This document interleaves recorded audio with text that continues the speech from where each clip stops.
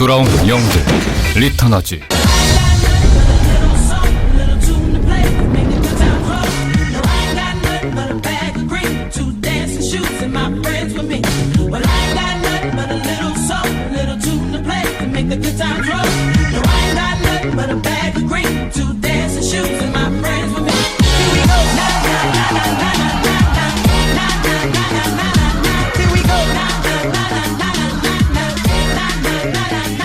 Welcome back, guys. We are here with Time, the first player to get out of the group in first place.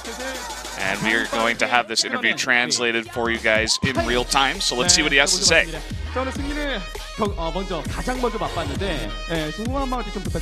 First of all, you're the first one to make it out of the group. How do you feel? 새로 확장팩이 나왔기 때문에 연습을 많이 했어요. 무조건 승자전에서 1등으로 진출한다는 마인드로 열심히. Time says, with the new expansion coming out right before KeSPA, I practiced a lot. I feel great because I feel like that practice really paid off coming into this one.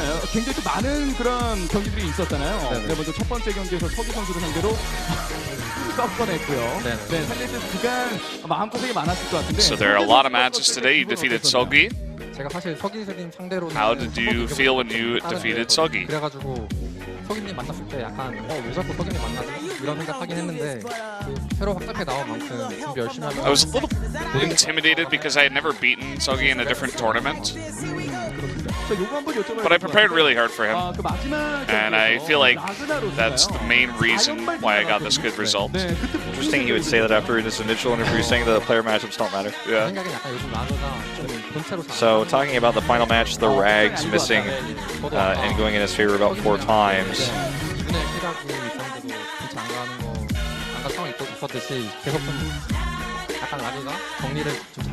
Sounds like the Ragnaroses are on my side today. That Rag RNG. He is the master of the Rag. Which wouldn't sound too impressive if you didn't know I was talking about Ragnaros. Being a master of a Rag doesn't really sound that nice. Don't say that about Gumiho. So you've been playing both, you know, aggro and control type decks today. So which did you prefer? I thought I was a good player before the pirate decks rose in popularity.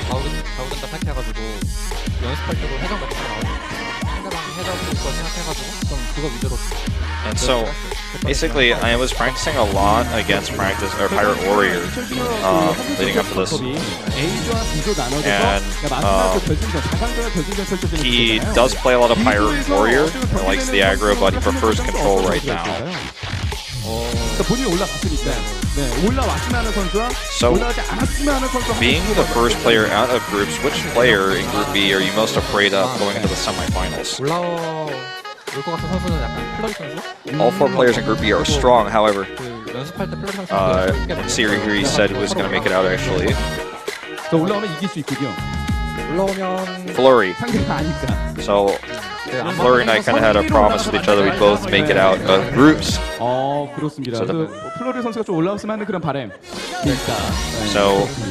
So he's hoping also with Flurry that they will both advance in first place so that they will not match each other in the semis, but rather face each other in the grand finals.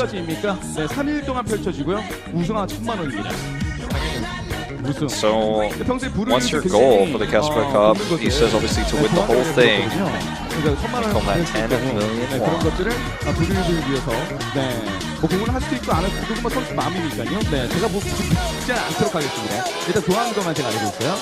자, 아무튼 오늘 4강전 올라갈 수 있는 8강 A조 경기에서 기가 막힌 경기 보여줬었고요. 다음에 보여줄 4강전도 경기 한번 기대를 해보도록 하겠습니다. 네, 자 그러면 이어지는 So that's basically it. I don't have an audio feed, but we were told that's basically the gist of the interview, so it probably looks like just a wrapping up here. No further questions. Oh, last question. Are you watching the losers match tonight? And he says yes, of course. He's like, nah, I'm gonna go home. I don't know anything else about this tournament. But here we are, man. We're going into that losers match now. One player or first player is going to be eliminated. And who's it going to be? Caster's decks didn't seem too intimidating, to put it one way. Yeah. as you can see, both of these players are Hearthstone Masters champions. We've had quite a few seasons of Masters here over at OGN. It's really the most competitive Hearthstone tournament in Korea is OGN's Masters tournament. And they're both champions. KeSPA, the more recent champion, but still, it's been a while. And the decks he's brought to the table here feel, I don't want to say gimmicky, but definitely less standard. And that may come back to bite him. I personally favor seogui massively after watching those initial matches. I would have to agree with you. I feel like seogui just brought more of the standard decks. The Murloc Paladin and the kind of control-y warrior that Caster had didn't seem too intimidating. We'll see if he can turn it around. Maybe these decks work a little bit better against what seogui brought compared to Ghost. We will see seogui narrowly defeated there in his first match. All right, let's take a look at these bans. It's going to be Shaman to start things off. Yeah, that's been the theme of tonight. Shaman's really taking the spotlight, it seems, and then we actually have a self-ban on Paladin this time for Caster. He's like, no, that's not going to work today. So he just bans that out. The Rogue being banned. And Priest coming out for seogui as well. So he will actually be playing it for the first time. We'll see Caster attempt to make that mage deck work again. Yeah, the Freeze Mage. He just got rolled over last time when he was playing against Ghost by just too much aggression early on. Maybe this time if he faces a slower deck, he'll have some more success with that Freeze Mage. All right, just writing down these decks this time so that I've got them available and don't get confused this time as we go into this matchup. And with the Shaman picks here, it's a, if history is any indicator, we will have that mirror yet again to set the tone of this best of 5. To be honest, I'm hoping for something different, though. I'd be surprised if we don't see it, just because that's the way it's been going all day. But we're just going to have to wait and see. So let's jump into game number 1 right now between Caster and seogui.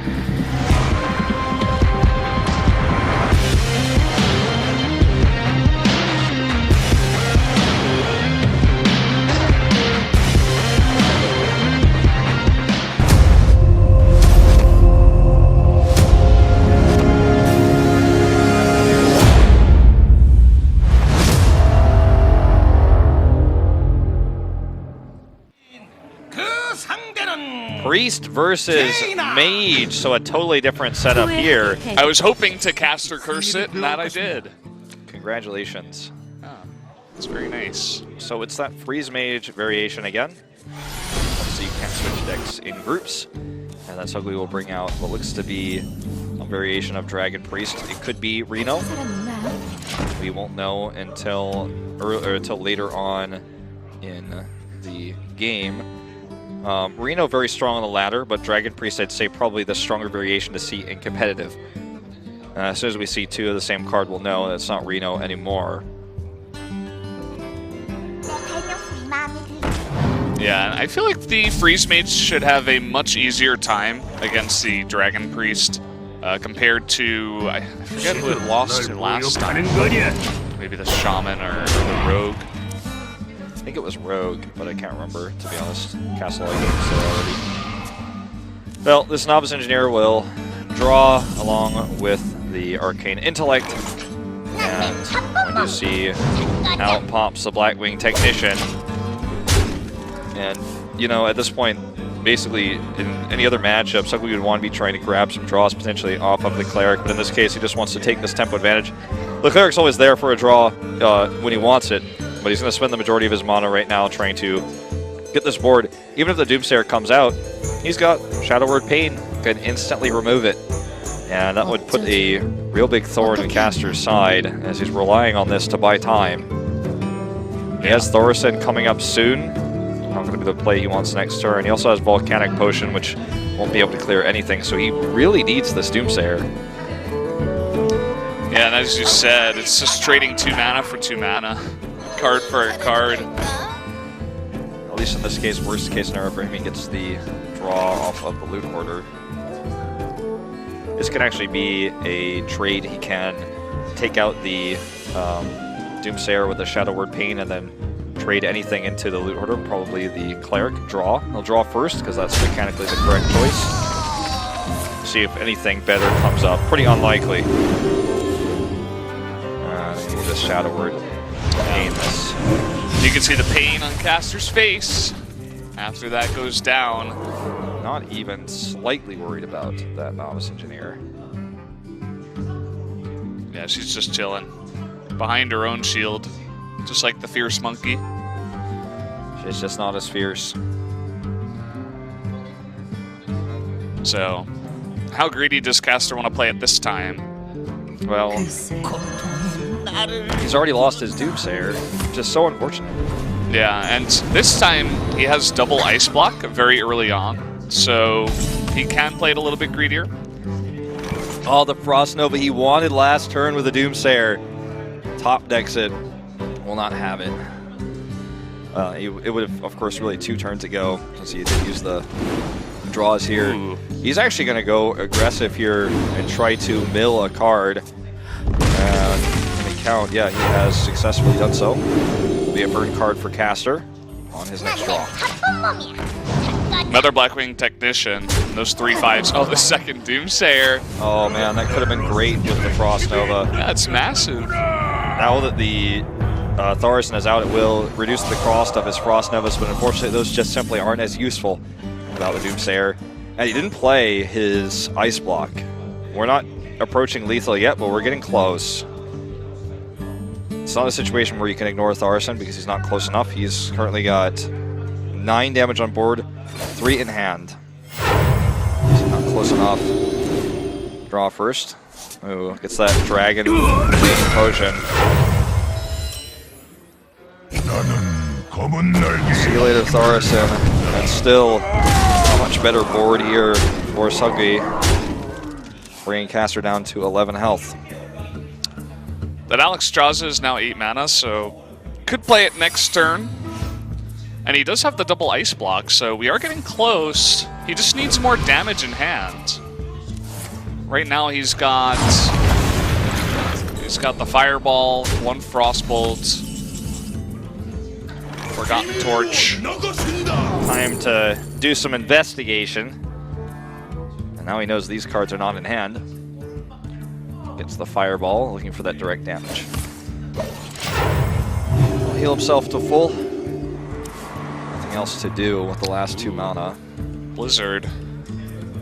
So he can actually, he buys another turn here with the Blizzard if he wanted it, but it looks like he's going to Alexstrasza. Oh, this is so greedy. Well, he does have the Ice Block. And is that enough damage? He has 12. I forgot he actually had the Ice Block on him already. Just 1 in hand. So it's not as greedy as I originally said. He's got 12 damage in hand. The Fireball, the Frostbolt, and the Forgotten Torch. The only heals that seogui has right now is his Hero Power.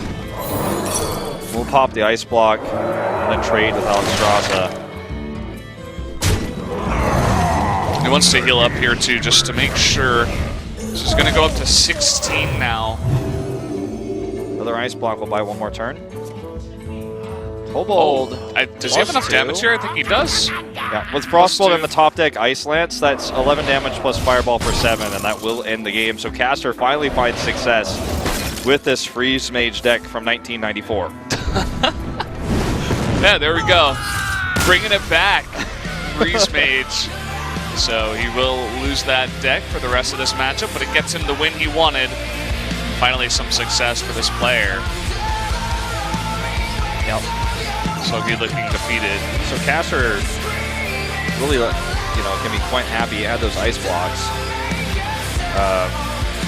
Without them, would have been a different game entirely. But what are you going to do? That's kind of how Freeze Mage works. If you get the right cards to survive, then you win the game with that burst that you get eventually. He had the Thaurissan play as well. A call for first winner spells Caster. Caster fighting. Caster fan. But Master is not into this yet. He needs 2 more wins with 2 different decks. He'll have to find a win with that Paladin deck. Maybe now's the time to bring it out again. Oh, that's right. He's not actually running the Paladin deck this time. I'm sorry. Did self-ban. Thankfully, because... Yeah, I'm like, yeah, good job, man. Get that out of the way. You don't want to see that anymore. So now, do you think we're going to see Priest again? That's been the trend tonight. When you lose with the deck played again, I think with only one exception. Yeah. It's really just how you think it matches up against Shaman and Warrior. Maybe you want to use a different deck, perhaps a Shaman of your own. So guys, let's jump into game number 2 right now and see which decks these guys are going to go with.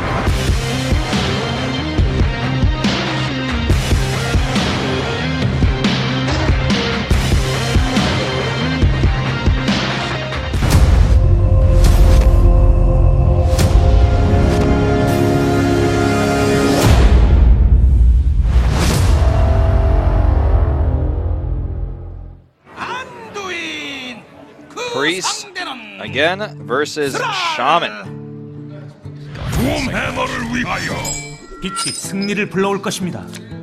So, gonna mulligan out there. He does get the Trog to start. So not bad.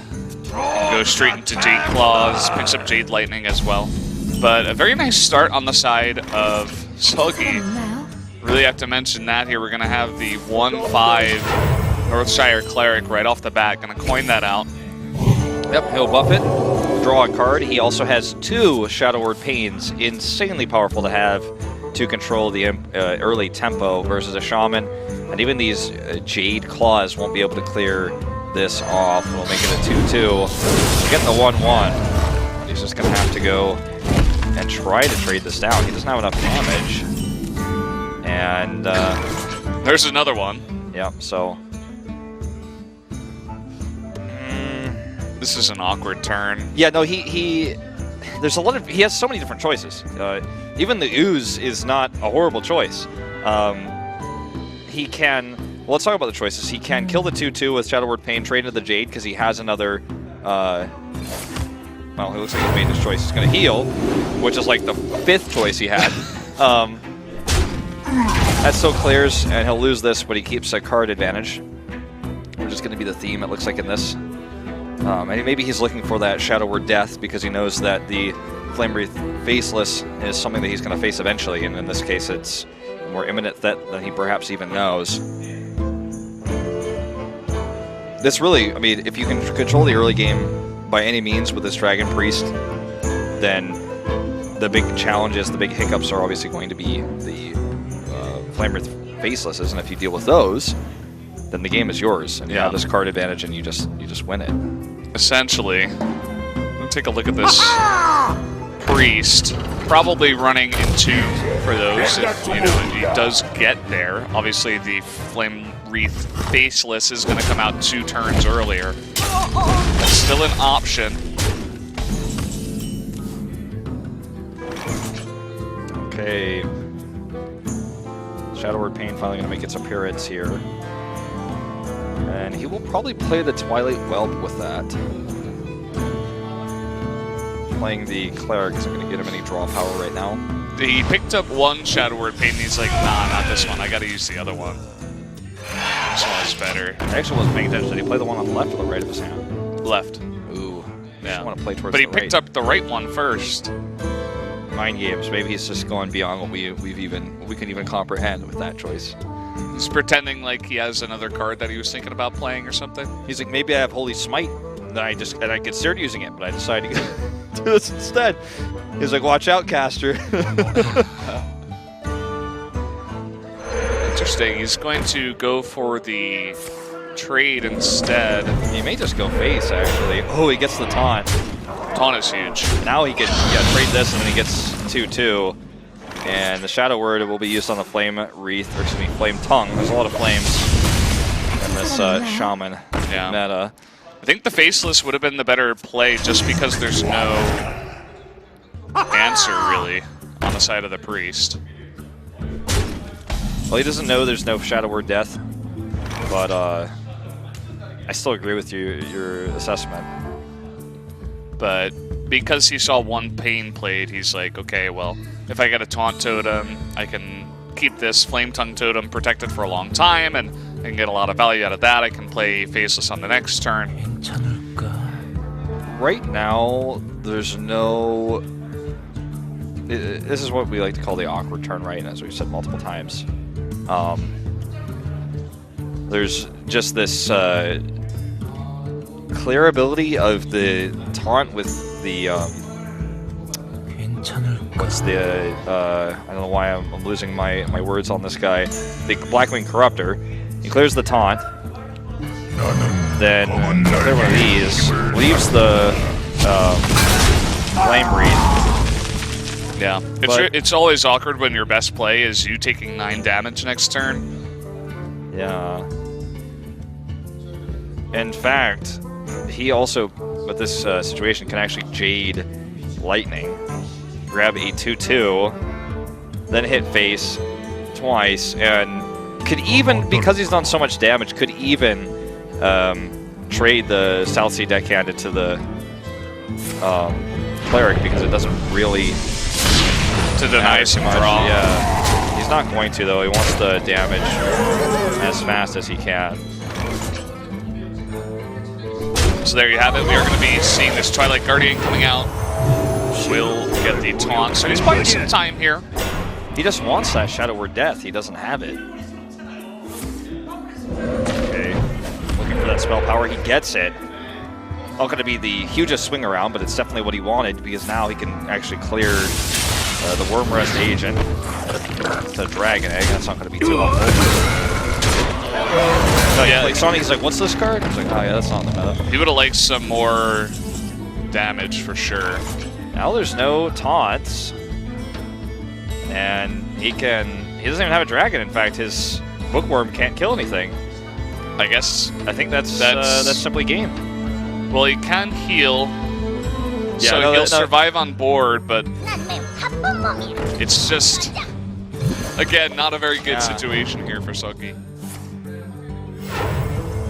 Let's see if Caster draws what he needs. Just needs 2 damage, and it's a Lightning Bolt. There you go. So there we have it. Caster going up 2-0. Pretty quick fashion. Seogui was defeated again. Didn't look like this series was going to go this way, but you know, suddenly Caster gets that Mage win that he was lacking in the previous series. Self-bans the Paladin, so that weird deck is removed. And Warrior is going to be the last class he has to win with. And he's got 3 chances to do it, right? He's probably going to go up against the Priest first. And perhaps Shaman Rogue, or Rogue Shaman. Either way, he's got 3 chances, so he's got a pretty good shot at winning this one. Oh man, poor Seogui, he's had such a rough night tonight. His first match going so close, nearly winning it. Getting knocked down here to face Caster, who was definitely favored against considering how the night went earlier. And now he is 0-2. 3 decks to win against Warrior. Did we see Caster's Warrior in the previous set? I don't think we did we? I can't think of what it was if we did see it. We'll have to wait. I think it might have been that dragon kind of control, but not 100% sure. We're going to find out in this game right now, going into game number 3 of Caster versus Seogui.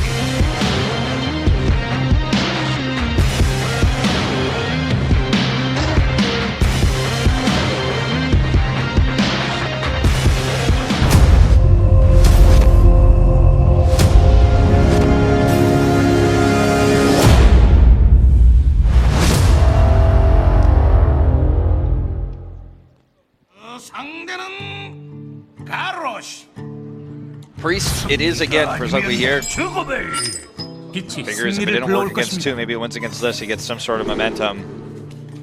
He keeps his mind focused on the same deck, the same cards.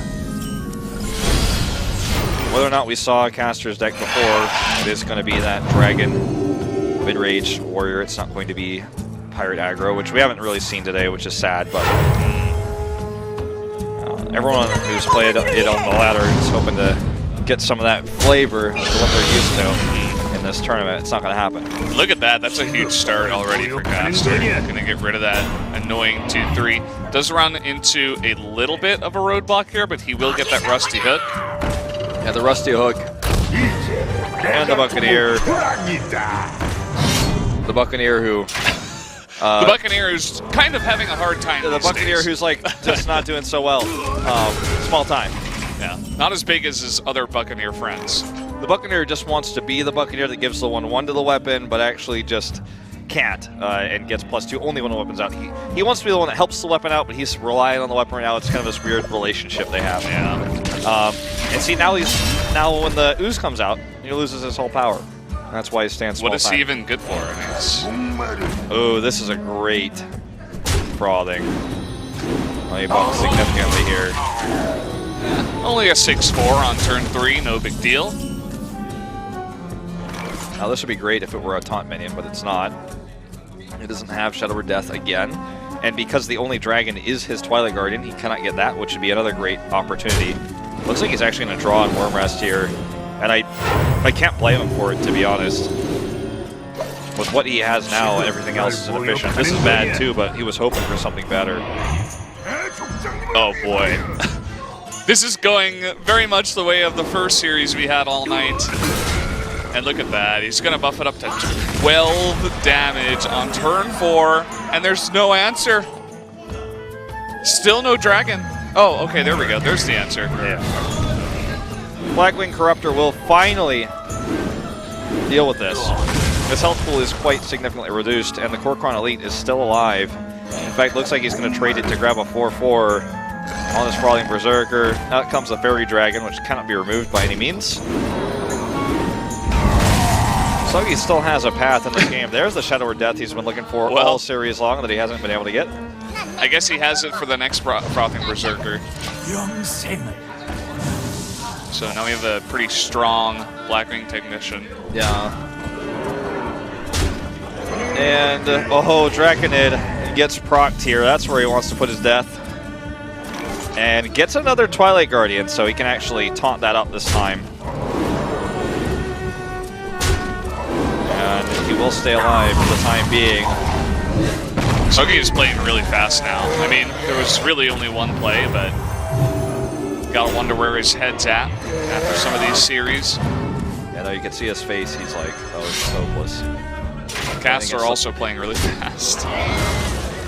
Well, these are not complicated decisions. Like, this is a race against time for Caster. He's trying to just simply eliminate him before this momentum swings back, whereas Seogui's like, I have no momentum. There's no decisions. It is only playing the cards. Like, there was no way he was going to play a Twilight Guardian instead and not get a taunt and then, like, heal. That's not an option. Looking for damage here. Only gets Flame... Fire Blast. Fire Blast, excuse me, yeah.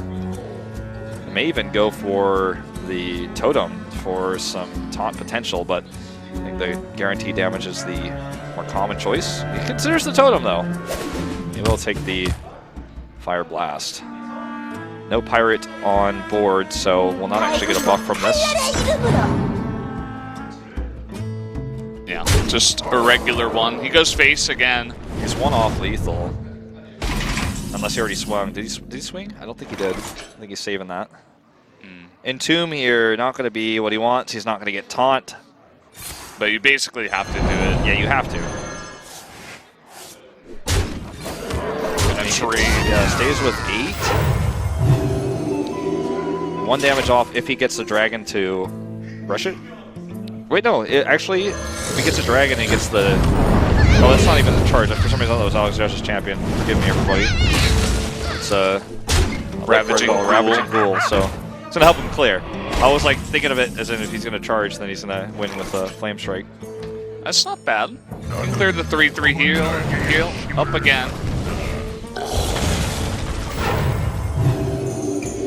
So he's staying alive for now. Or is he? That is 1 off lethal. 1 off, and he has another axe. So he needs was a dragon. Okay, he's going to get one. He has to discover one. He wants a low cost. Well, the investigator can't pair with anything, but he could, if he survives, it could be useful. Midnight Drake is like the worst thing ever. But he only has one extra card, so either of the Drakes is bad. So that's why he goes for the Investigator. That will give him taunt. And again, he survives. And he gets that taunt that he so desperately needed. And it's huge because the Axe can't go through, and he picks up the Blackwing Corruptor, but no Dragon. I can't proc it. Not yet. He has no card draw either, so he's going to have to wait this one out. And we'll see what the Investigator brings to the table here. Definitely doesn't want to use that potion right now. He can't actually investigate because he doesn't have a dragon. This has been the story of this game in particular, is the lack of dragons for both sides. And playing it as a body here puts more pressure on his opponent. And you know what? I think that's better than hoping to get another dragon and wasting this turn to just have a heal with no pressure. What will he draw that's going to save him or threaten lethal if he waits for a dragon? He's definitely considering the option, but I feel like hoping to draw a dragon next turn to just delay this 5-6, which is a strong body, it can do a lot for him. Especially with what we have down the pipeline for Caster is... I don't know. I'm not a fan of waiting. I think he needs to delay it. Okay. Down. Gonna throw that out there. And even if he top decks a dragon, this is not lethal. Yeah, it's 2-turn lethal here with what's on board. Actually, yes, it is with the Flame Strike. But he is going to play or draw the Curator, which will draw him a dragon. Curator gets like really talkative in Korean. Yeah. What was that? Okay, there's the dragon he was looking for. And he does not have enough mana to get the lethal. This Curator took too much to draw the dragon, but next turn, he does have it. I think that's it, right? Even if he heals up with the dragon in hand. Oh, no, he will be fine, actually. Okay. And you know what? He's starting to threat lethal himself. This is a pretty big turnaround here. Because with the heal, he doesn't have enough. Yeah, staying alive. Oh, never mind. What? Oh, man. Grommash off the top. Seogui throws down his headset. Off before he kills him. Oh, man. Seogui is not happy with how that series went. Caster gets the top deck Grommash with the Flame Strike. Insta-lethal. I had even forgotten that card was on the table. Unbelievable. Well, Caster with what I'd consider to be an upset here with how the first series went. And the Masters Season 6 champion lives to fight another day. He was 3-0'd in his first match, but takes a 3-0 win himself. And he will face Ghost in the final match of the evening. Yeah, who's going to make it out into that final match of the night and get out of the group in second place? That will be decided in just a bit. But for now, we are going to have to wait. I think we're going to probably go to another break before we do get to that final one. So tell your friends that this is coming. Of course, Caster versus Ghost in the final match. Yeah, and before then, we're going to take a quick look at some of the highlights from that last series, which, you know, just basically rehashes what happened if you just turned in late and those last 3 games. So let's take a look at that now. We started things off with the Freeze Mage finding success this time against just too slow of a deck from Seogui here. Alexstrasza comes out early. It's greedy with the early ice block. He had 2, and Seogui was never able to threaten lethal. Kobold comes in to finish the day here, the +2 spell damage. And we've all seen this before. You've seen this on the ladder. You get frozen nuts when you know the game's over. Because why would your opponent not have lethal if he's going to freeze your face? When the arrows start flying towards your face, you're like, okay, I guess I should just concede. And then Caster brings his Shaman out. And Dragon Priest once again, 3 times in a row from Seogui. He's unable to have the Shadow Word Death he needs to deal with the Faceless, which ends up being his downfall in the end, ultimately, as he's unable to deal with it. And then in the final set, you guys just saw it, so don't really need to rehash it. But he gets the Grommash top deck in a very close final game. And Feels bad, man, if you're Seogui right now. Yeah, he actually walked by and he really did not look too happy. I wouldn't be happy after a series like that. But Caster with the interesting decks, he's making it work. He gets to the final match. Is he going to make it all the way, though? He did get 3-0'd by Ghost the last time they played. Yeah, but, you know, Caster was 3-0'd as well, and he made a comeback.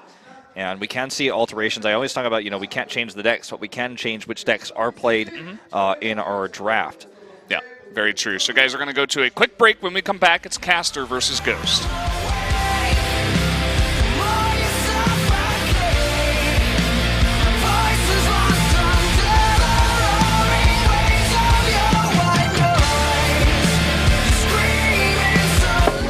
Next.